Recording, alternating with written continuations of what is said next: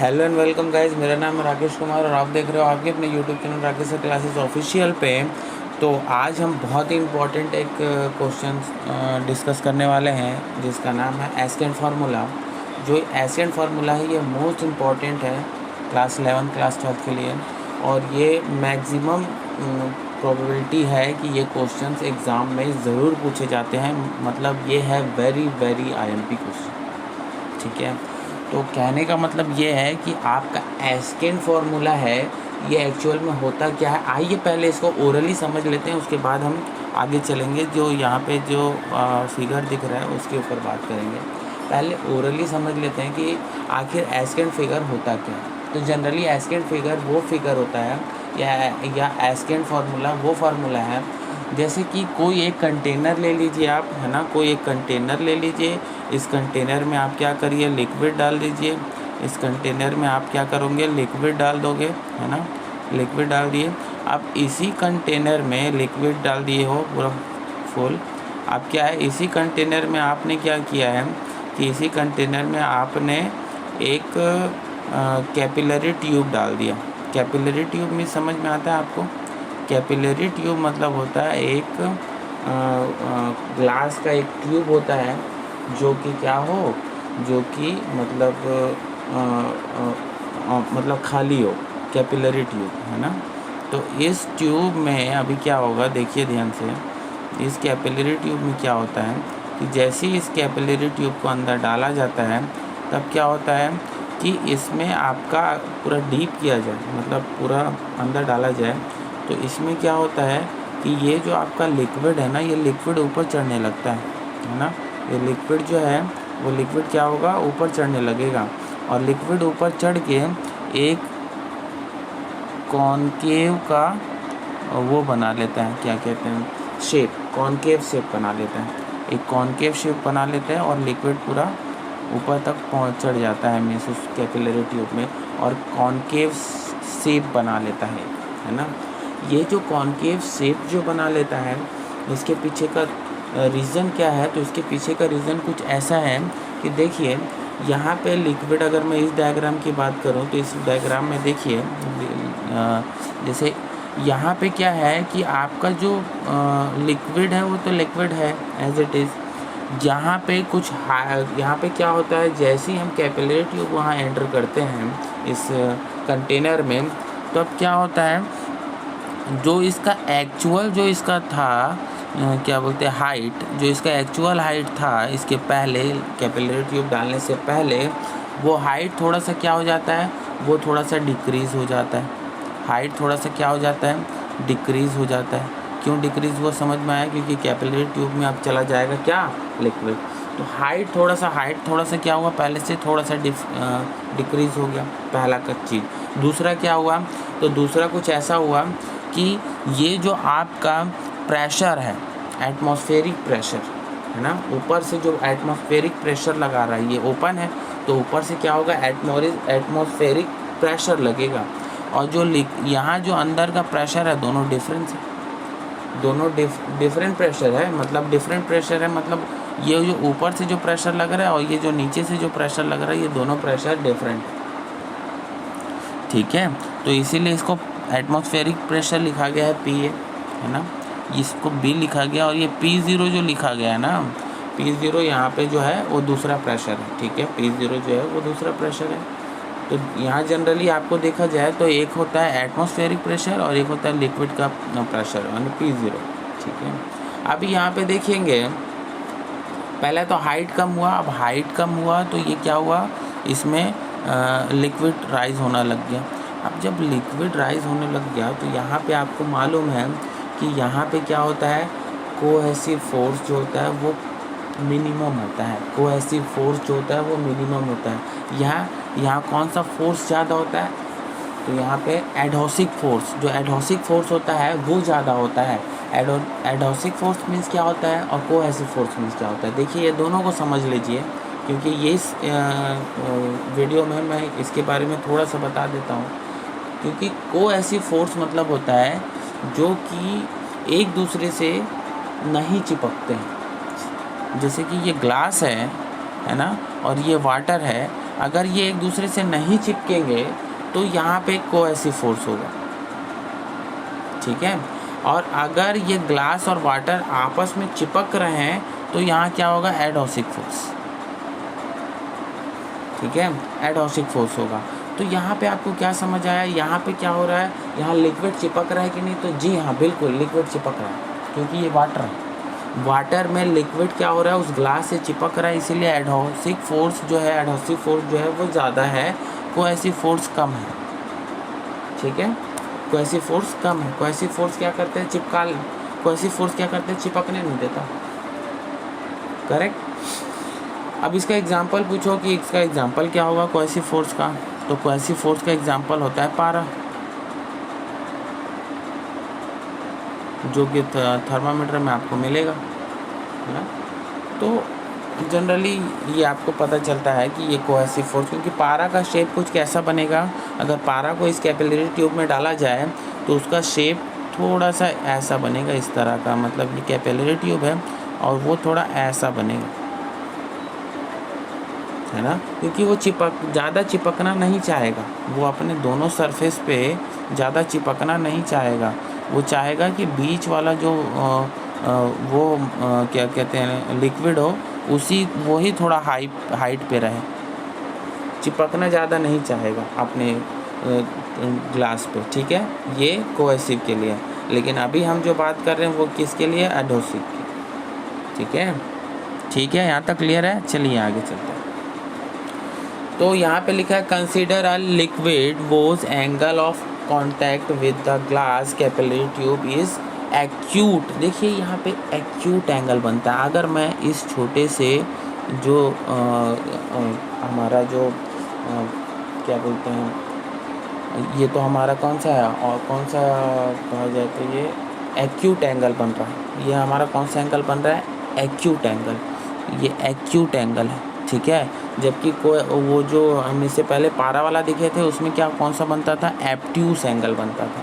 तो ये एक्यूट जो एंगल बन रहा है, यहाँ पे ध्यान से देखिएगा, तो यहाँ पे ये जो थीटा है इसका एंगल थीटा है, और ये आर क्या है, इसका आर इसका रेडियस है, और ये क्या थीटा एंगल क्रिएट कर रहा है, आर रेडियस पे थीटा एंगल क्रिएट कर रहा है, ठीक है।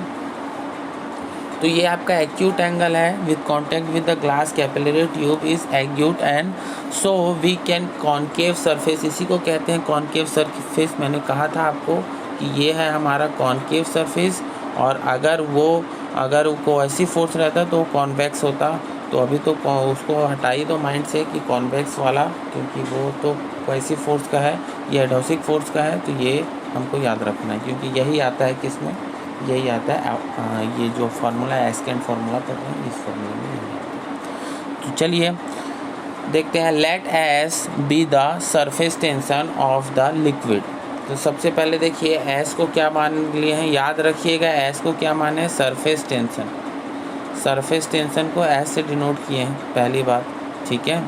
दूसरा आगे चलेंगे, अब यहाँ पे A is the radius of the capillary tube. अब इसका रेडियस जो है वो A से डिनोट किया है यहाँ पे, है ना, जनरली R से भी कर सकते हैं, बट A यहाँ से ही है, तो A से भी डिनोट कर सकते हैं। तो A क्या यहाँ पे रेडियस है, ठीक है, is the radius of the capillary tube, and R is the radius of the concave surface. देखिए इसीलिए कहा गया है, दोनों को अलग अलग क्यों लिया गया है, क्योंकि A जो है आपका वो लिक्विड का सरफेस है ना, ए जो है वो क्या है, radius of the capillary tube, ये कैपिलरी ट्यूब का रेडियस है। देखिए ये कैपिलरी ट्यूब है, इसका जो रेडियस है वो आपका है क्या, ए, कैपिलरी ट्यूब का रेडियस है आपका ए, है ना। और वहीं पे आर जो है ना, आर जो है वो इस कॉनकेव का रेडियस है, आर जो है इस कॉनकेव जो ये बन रहा है कॉनकेव, इसका रेडियस है क्या, आर, और कैपिलरी ट्यूब का रेडियस है ए। दोनों का डिफरेंस समझ में आना चाहिए आपको। ये आर जो रेडियस है वो कॉनकेव शेप का रेडियस है, और जो ए जो रेडियस है वो कैपिलरी ट्यूब का रेडियस है। क्लियर है, आगे चलें। तो यहाँ पे जो लिक्विड है, अब यहाँ पे डेंसिटी की बात होगी तो डेंसिटी को रो से डिनोट करते हैं, हमने पहले ही पढ़ा है। तो यहाँ पे डेंसिटी किसकी होगी भाई, तो डेंसिटी यहाँ तो वाटर की होगी, तो सारा वाटर है यहाँ, तो वाटर की डेंसिटी को रो से डिनोट किया गया। यहाँ तक क्लियर है, सारी बातें क्लियर हो गई है। चलिए आगे चलते हैं। ये वाला ये यहाँ पे मैंने ये समझाया था कि यहाँ पे क्या है, एटमॉस्फेरिक प्रेशर है, और यहाँ पे क्या है, लिक्विडिक प्रेशर है। और जो एरिया है ये एरिया क्या हुआ था, थोड़ा सा डिक्रीज़ हुआ था, यहाँ पे हाइट थोड़ा सा डिक्रीज़ हुआ था। ये सारी बातें मैंने बता दी है आपको पहले ही, है ना। तो चलिए आगे चलते हैं।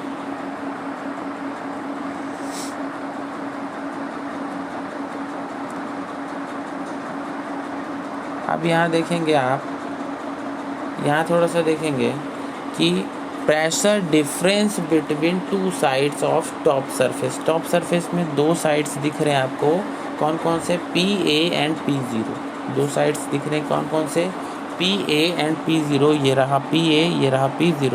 तो ये जो दो साइड पे आपको डिफरेंस दिख रहे हैं, इसमें क्या का डिफरेंस है भी, यहाँ पे तो आपको सिर्फ और सिर्फ प्रेशर का डिफरेंस है। तो प्रेशर का डिफरेंस इसमें, और जो सरफेस टेंशन, अब एक चीज़ बताइए, जहाँ पे प्रेशर होगा, जहाँ पे भी प्रेशर लगाया जाएगा वहाँ पे कुछ टेंशन होगा, है ना, क्योंकि प्रेशर जहाँ लगता है वहाँ पे टेंशन होता है, सरफेस टेंशन, या फिर जो अगर लिक्विड की बात करूँ तो सरफेस टेंशन। प्रेशर अगर आप लगाओगे तो उसकी सरफेस टेंशन में इफेक्ट होता है। तो पहले हम यही निकाल लेते हैं कि प्रेशर और सरफेस टेंशन में दोनों को पहले इक्वल करके देख लेते हैं कि इसमें क्या क्या रिलेशन बनता है ना। तो प्रेशर क्या करेंगे, तो सबसे पहले एटमॉस्फेरिक प्रेशर PA। अब इसमें से मैं सब्ट्रैक्ट कर दूंगा किसको, लिक्विड के अंदर जो प्रेशर है P0, कैपिलरी ट्यूब का जो प्रेशर है P0, ठीक है। अब इसके इक्वल टू क्या कर दूंगा, अब देखिए इसके इक्वल करूंगा सरफेस टेंशन, और अपॉन R किया है। अब याद रखो कौन सा, A वाला R नहीं किया मैंने कौन सा R किया है, कॉनकेव सरफेस का, क्योंकि सरफेस है, ये क्या है, देखो ये जो है आपका सरफेस है, तो इसी का टेंशन हम लिखेंगे, तो सरफेस टेंशन लिखें, तो सरफेस का ही हम क्या लिखेंगे, जो सरफेस, जो किसकी, कौन से सरफेस की बात कर रहे हैं, तो सरफेस हम कॉनकेव जो हमारा ये बना है उसकी सरफेस की बात कर रहे हैं। तो इसका रेडियस भी किसका लेंगे, तो इस कॉनकेव का ही रेडियस लेंगे। क्लियर हो रहा है, दोनों चीज़ें उसी के लेंगे। अब ये दोनों को इक्वल कर देंगे, दोनों को क्या कर देंगे, इक्वल कर देंगे। तो अब देखो अपॉन में, क्योंकि सरफेस में जो रेडियस, सरफेस अपॉन रेडियस, ये क्या है, surface upon radius is equal to pressure, difference between pressure difference, क्या कहेंगे, surface upon radius is equal to pressure difference दिख रहा है यहाँ पे, pressure difference is equal to surface upon radius, ऐसा याद कर सकते हैं। प्रेशर डिफरेंस कैसे, तो एक होगा PA एटमॉस्फेरिक माइनस P0 जो ट्यूब के अंदर है, is equal to S upon R। क्या यहाँ पे क्लियर है। अब देखिए S अपॉन R जो है, यहाँ पे आपको 2S अपॉन R लगाना पड़ेगा, 2S अपॉन R लगाना पड़ेगा। क्यों 2S अपॉन R लगाना पड़ा, क्योंकि सरफेस जो है, वो सरफेस को अगर आप ध्यान से देखोगे तो सरफेस जो है आपका कॉनकेव सरफेस है। सरफेस क्या है, नॉर्मल सरफेस नहीं है, सरफेस आपका क्या है, कॉनकेव सरफेस है। तो ये कुछ ऐसा है, तो एक पॉइंट और ये दूसरा पॉइंट, मतलब इसको हम 2S के फॉर्म में लिख सकते हैं, ठीक है। तो 2S अपॉन R, पहली बात ये क्लियर हो गई। अब इसके जस्ट नीचे जाएंगे तो अब देखो इसके बाद क्या होगा, तो यहाँ पे देखेंगे कि ये जो PA माइनस P0 है, मीन्स एटमॉस्फेरिक प्रेशर, जो प्रेशर की बात करें तो प्रेशर इज इक्वल टू क्या होता है, तो प्रेशर इज इक्वल टू क्या होगा। अब देखो R क्या पढ़ना था अपना, तो R तो कॉनकेव मिरर का क्या था ये हमारा, तो कॉनकेव मिरर, कॉनकेव जो बना था सरफेस, कॉनकेव सरफेस, उसका क्या बना था, ये R बना था कॉनकेव सरफेस। अब जब कॉनकेव सरफेस का ये R बना है रेडियस, तो अगर हम करें तो क्या कर सकते हैं, तो हम ये कर सकते हैं कि PA minus P0 is equal to, देखो 2S तो एज इट इज़ रहेगा ही, है ना, अपॉन, अब देखिए ये जो R था ना, अब R की जगह ये क्या हो जाएगा, ये R था जो क्या था, पूरा सरफेस था, इसका कॉन्केव सरफेस। अब क्या होगा तो अब इसको कर देंगे क्या, कैपिलरी फॉर्म कर देंगे इसका, मतलब जो हमारा ट्यूब है उसके फॉर्म में कर देंगे। तो ये क्या हो जाएगा, ए सेक थीटा, ए सेक थीटा हो जाएगा। यहाँ पे ये याद रखना पड़ेगा आपको कि ये हो जाएगा सेक थीटा, 2s ए सेक थीटा, बस यही एक चीज़ याद रखना और कुछ नहीं। तो 2s अपॉन ए सेक थीटा, जो आपका यहाँ पे क्या चेंज हो गया, यहाँ पे बात करूँ तो r चेंज हो गया क्या में, r चेंज हो गया आपका ए सेक थीटा में। r जो चेंज हो गया वो एक से ए सेक थीटा में चेंज हो गया। तो यहाँ पे आपका क्या हो गया टोटल, तो आपका ये हो गया 2s अपॉन ए सेक थीटा। तो यहाँ पे क्या हो जाएगा, अब ए सेक थीटा है तो 1 अपॉन सेक थीटा, इसका फार्मूला क्या होता है, 1 upon sec theta is equal to होता है cos theta. 1 upon sec theta होता है कॉस थीटा। तो यहाँ पे अगर बात करें तो यहाँ पे क्या हुआ, इसको अलग अलग कर लेंगे। तो 2s अपॉन ए, 2s अपॉन ए अलग कर लेंगे, 2s अपॉन ए, और क्या बचेगा, तो यहाँ बचेगा 1 अपॉन सेक थीटा। तो 1 अपॉन सेक थीटा है, इसको मैं क्या लिख सकता हूँ, कॉस थीटा। तो क्या आ जाएगा मेरा पूरा इक्वेशन, क्या आ जाएगा, तो इक्वेशन कुछ इस तरह से आएगा कि ये 2s ऐसा ही रह जाएगा और ये सेक थीटा की जगह ये कॉस थीटा यहाँ आ जाएगा, 2s अपॉन ए, और ये हो जाएगा 1 अपॉन सेक थीटा जो होगा कन्वर्ट हो जाएगा कॉस थीटा में। ठीक है, यहाँ तक क्लियर है, आगे चलेंगे। उसके बाद आगे क्या होगा, तो इसके बाद आगे कुछ इस तरह से है, देख लीजिए। इसके बाद आगे कुछ ऐसा होगा कि कॉस थीटा हो गया, considering point A and B then must be at same pressure.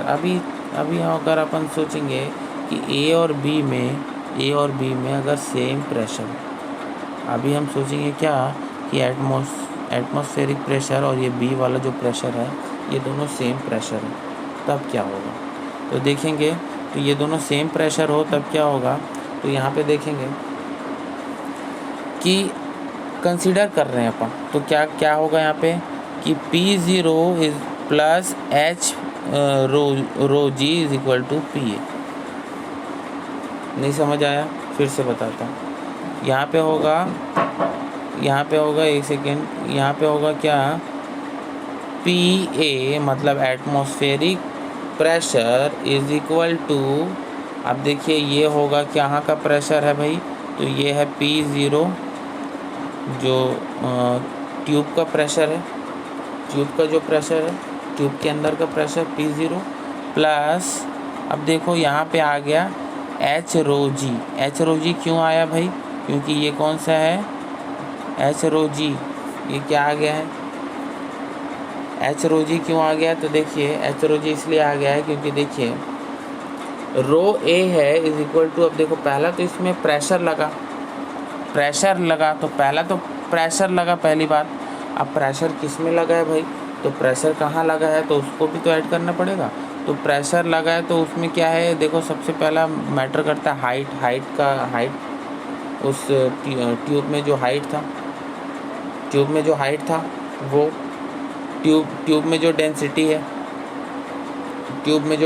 है वो डेंसिटी मतलब रो, उसके साथ जो ग्रेविटी है, ये तीनों फैक्टर ऐड होंगे। क्या क्या ऐड होंगे, देखिए आप कब इक्वल कर सकते हो, याद रखना ध्यान से, आप पी एटमॉस्फेरिक को आप कैपिलरी के अंदर जो कैपिलरी के अंदर जो ओ है PO है ना, देख लीजिए आप एक बार पहले, ये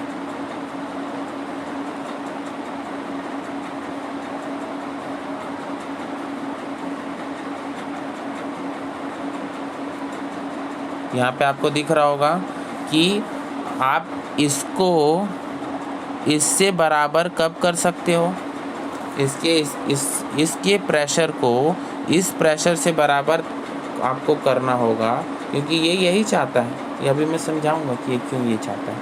तो PA is equal to P0 is equal to, ये इक्वल कब होगा, जब आप इसमें क्या क्या ऐड कर देंगे तब ऐड होगा, ये 0 वाले में आप क्या क्या ऐड कर देंगे तब वो उसके बराबर होगा। तो यहाँ पे ऐड कर देंगे रो मतलब डेंसिटी, ठीक है। और क्या ऐड कर देंगे, ग्रेविटी,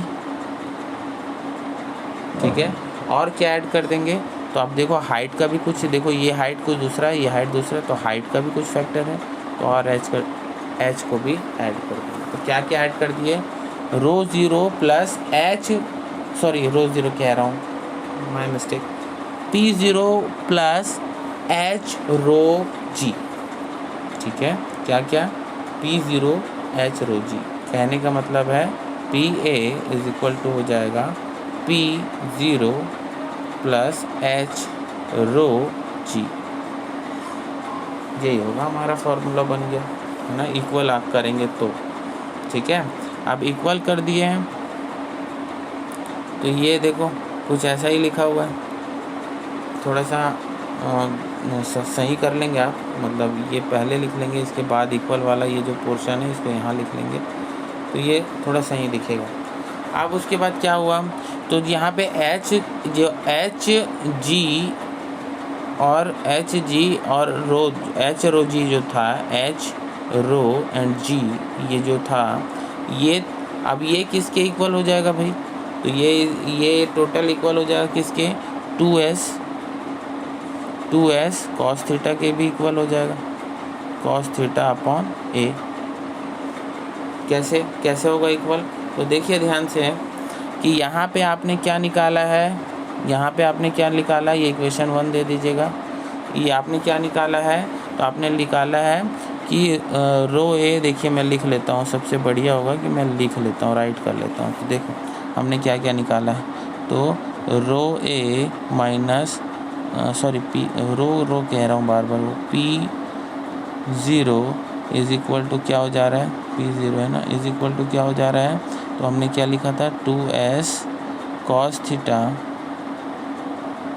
थीटा अपॉन ए, यही है, ये हमने यहाँ पे निकाला, तो ये मैंने लिख दिया यहाँ पे, ठीक है। अब उसके बाद यहाँ पे क्या निकाले, तो यहाँ पे कुछ इस तरह निकाले हैं कि ये ऐसा था कुछ,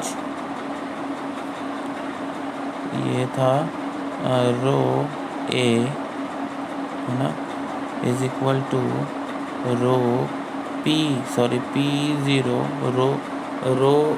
P A is equal to P zero plus H rho G, ये निकाले अपन यहाँ से। अब उसके बाद अपन क्या किए हैं, तो यहाँ पे हम करेंगे कुछ इस तरह कि ये हो जाएगा, इसको कर देंगे इधर ट्रांसफ़र, और ये हो जाएगा इधर ट्रांसफ़र, तो देखिए कैसा होगा, तो ये हो जाएगा कुछ ऐसा।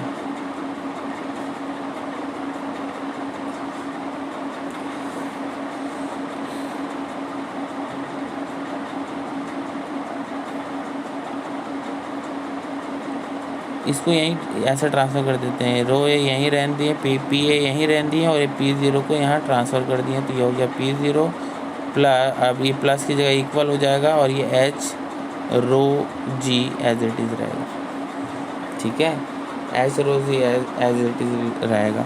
तो यहाँ पे अगर हम देखें, यहाँ ध्यान से देखोगे आप, तो ये जो वैल्यू है ना, ये जो वैल्यू है, तो इसमें देखो लेफ़्ट हैंड साइड यहाँ और लेफ़्ट हैंड साइड यहाँ इक्वल दिख रहा है आपको,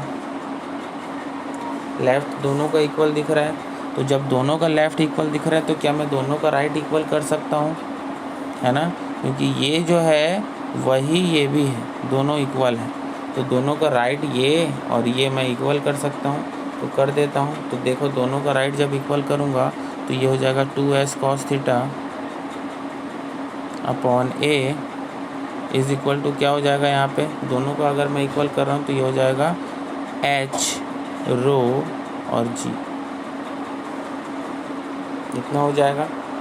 ये हमारा एक इक्वेशन लगभग बन गया है। अब उसके बाद थोड़ा सा और करना होगा हमको, क्या करना होगा तो देखेंगे। इसके बाद h का वैल्यू कैसे पता चलेगा, तो h का वैल्यू कैसे निकालेंगे भाई, तो h का वैल्यू हम कुछ इस तरह से निकाल सकते हैं। हाइट यहीं रहे, क्योंकि हमको यही बताना है कि हाइट कितना बढ़ेगा, हमको सिर्फ यही बताना है, तो h यहीं रहेगा, बाकी को क्या कर देंगे, ट्रांसफ़र कर देंगे। तो ट्रांसफ़र करेंगे तो क्या क्या होगा, तो देखिए 2s यहीं रहेगा, ठीक है, अपॉन, अब देखो यहाँ पे ऐसे ही है तो ये मल्टीप्लाई में, तो ये डिवाइड में चला जाएगा, तो ये हो जाएगा रो, ये हो जाएगा रो, ये हो जाएगा जी और ये हो जाएगा ए। ठीक है, रो जी ए। अब यहाँ पे जो कॉस थीटा था, ये कॉस थीटा क्या हो जाएगा यहाँ पे, यहाँ लिख सकते हो, अदरवाइज़ यहाँ पे ये लास्ट के फॉर्मूला में कॉस थीटा जो है वो हटेगा। क्यों हट जाएगा? क्योंकि देखिए हम एंगल वाले बात कर रहे थे तब वो कॉस थीटा था, लेकिन अब एंगल वाला बात हो रहा है क्या? नहीं, अभी सिर्फ और सिर्फ हाइट वाली बात हो रही है। तो ये एंगल वाला जो फैक्टर है यहाँ से हट जाएगा, तो ये टोटल हमारा फार्मूला बन जाएगा h = 2s upon rho G ए। ठीक है, 2s अपॉन रो जी ए, और इसे ही कहते हैं क्या? एसेंट का फॉर्मूला। इसको कहते हैं एसेंट का फॉर्मूला। समझ आ गया? अब देखो यहाँ पे एसेंट का फॉर्मूला ये कहा गया है, तो यहाँ पे चीज़ें ध्यान देने वाली बात ये है कि h अपॉन रो है ना, ये हमने प्रूफ किया है। अब मैं थोड़ा सा वापस से आ जाता हूँ अपने इस पे, तो मैं थोड़ा समझाना चाह रहा हूँ आपको कि देखिए क्या क्या हुआ यहाँ पे। तो देखिए जब कैपिलरी ट्यूब, ध्यान से देखिएगा, जब कैपिलरी ट्यूब को इस लिक्विड में डाला गया, जब कैपिलरी ट्यूब को इस लिक्विड में डाला गया, तो जैसे डीप किया गया तो कैपिलरी ट्यूब में क्या हुआ, वाटर का लेवल अपने आप बढ़ने लगा ऊपर। वाटर का लेवल कब तक बढ़ेगा, ये याद रखने वाली बात है। वाटर का लेवल तब तक बढ़ेगा जब तक कि प्रेशर, जो एटमॉस्फेरिक प्रेशर है और जो यहाँ लिक्विड का जो प्रेशर है, ये दोनों प्रेशर इक्वल ना हो जाए। कहने का मतलब समझ में आ रहा है? इसका फार्मूला कुछ इस तरह से है। तो यहाँ पे क्या बोला मैंने कि इसका एटमॉस्फेरिक प्रेशर और इसका जो लिक्विड प्रेशर, ये दोनों प्रेशर जब तक इक्वल ना हो तब तक क्या होगा, तब तक लिक्विड का जो हाइट है वो बढ़ता रहेगा। ये लिक्विड का हाइट जो है बढ़ता रहेगा। लिक्विड का हाइट जहाँ पे रुकेगा तब समझ जाओ कि दोनों प्रेशर जो है, एटमॉस्फेरिक प्रेशर और लिक्विड का प्रेशर दोनों इक्वल हो गया है। तो याद रखिए कि अगर आपका यहाँ पे ये लिक्विड बढ़ता जा रहा है, तो यहाँ पे लिक्विड जैसे ही इंक्रीजिंग ऑर्डर में है, इंक्रीज होता जा रहा है लगातार इसका लेवल, है ना, इस कैपिलरी ट्यूब में, तो यहाँ पे थोड़ा सा तो हाइट डाउन होगा, है ना, थोड़ा सा यहाँ हाइट डाउन होगा और थोड़ा सा यहाँ पे इंक्रीमेंट होगा। तो ये सारी चीज़ें होगा, और ये कब तक होगा ये भी मैंने बता दिया। और यहाँ पे कोएसिव फोर्स लगता है या एडोसिक फोर्स लगता है, तो जी हाँ, यहाँ पे एडोसिक फोर्स लगता है, जो कि क्या करता है, कैपिलरी ट्यूब में वाटर का जो मॉलिक्यूल्स है वो चिपक जाते हैं। ठीक है, अब देखो ये किस पे डिपेंड करता है, तो ये भी थोड़ा सा समझा देता हूँ आपको। तो देखेंगे यहाँ पे कि ये डिपेंड कैसे करता है और किस पे करता है। तो जो हाइट है वो किसके, यही हाइट निकालना था हमको, यही हाइट हमको कि कितने हाइट तक वो ऊपर बढ़ेगा उस कैपिलरी ट्यूब में, यही तो निकालना था हमको। तो हमने निकाल लिया उसका फार्मूला। अब उसका फार्मूला निकाले तो ये किस पे डिपेंड करेगा। तो देखिए ये सबसे पहले हाइट जो है वो सरफेस टेंशन पे डिपेंड करेगा, क्योंकि सरफेस टेंशन जितना बढ़ेगा हाइट उतना ज़्यादा बढ़ेगा। सरफेस टेंशन जितना बढ़ेगा हाइट उतना ज़्यादा बढ़ेगा, पहली बात है ना। टेंशन बढ़ेगा हाइट बढ़ेगा, क्योंकि ये दोनों क्या है, ये दोनों एक दूसरे के प्रोपोर्शनल है। ये दोनों क्या है, एक दूसरे के प्रोपोर्शनल है। प्रोपोर्शनल है मतलब यहाँ पे अगर मैं अलग से लिखना चाहूँ तो कैसा लिख सकता हूँ, प्रोपोर्शनल है। इसका मतलब क्या होता है, इसका मतलब होता है हाइट जो है वो प्रोपोर्शनल है सरफेस टेंशन की। ठीक है, अब उसके बाद आगे बात करूँ तो हाइट बाकी सब के लिए क्या है, बाकी सब के लिए इन्वर्सली प्रोपोर्शनल है। किसके लिए, रो के लिए, क्योंकि रो बढ़ेगा मतलब डेंसिटी बढ़ाओगे तो हाइट कम होगा, डेंसिटी बढ़ाओगे हाइट कम होगा। ग्रेविटी अगर ग्रेविटी कैसे बढ़ेगा घटेगा, तो ग्रेविटी कैसे बढ़ेगा घटेगा, जैसे कि मान के चलो कि हम किसी दूसरे प्लैनेट में है या कोई किसी दूसरे जगह में है, तो वहाँ पे क्या होगा, वहाँ पे हाइट बढ़ाओगे तो ग्रेविटी कम करोगे तो हाइट बढ़ेगा। एक दूसरे के अपोजिट होते हैं, जो डिनोमिनेटर में जो चीज़ें दिख रहा है ना वो एक दूसरे के अपोजिट होंगे। ये बढ़ेगा तो ये घटेगा। ठीक है, मतलब इंक्रीज़ होगा तो वो डिक्रीज़ होगा। वैसे ही ए जो है आपका, ए क्या है, ए आपका उस कैपिलरी ट्यूब का रेडियस है। इस कैपिलरी ट्यूब का रेडियस है ए। तो उस रेडियस को अगर आप बढ़ाओगे तो आपका हाइट कम हो जाएगा। और वैसे जितना पतला ट्यूब लोगे जिसका रेडियस बहुत कम हो, उतना हाइट क्या जाएगा, बहुत ऊपर तक जाएगा, वाटर का लेवल उतना हाई जाएगा। समझ में आ रहा है, जितना पतला ट्यूब लोगे उतना हाई जाएगा। मीन्स ये आपका हो गया क्या, ये आपका हो गया height is equal to 2s rho G A, जो है हमारा फार्मूला प्रूफ हो गया। तो बस इतना ही लिखना है आपको, और ये बहुत ही इंपॉर्टेंट है, मैं बार बार कह रहा हूँ, और ये ज़रूर आता है एग्ज़ाम में। तो चलिए अब नेक्स्ट जो है टॉपिक वो हम नेक्स्ट वाले वीडियो में देखते हैं।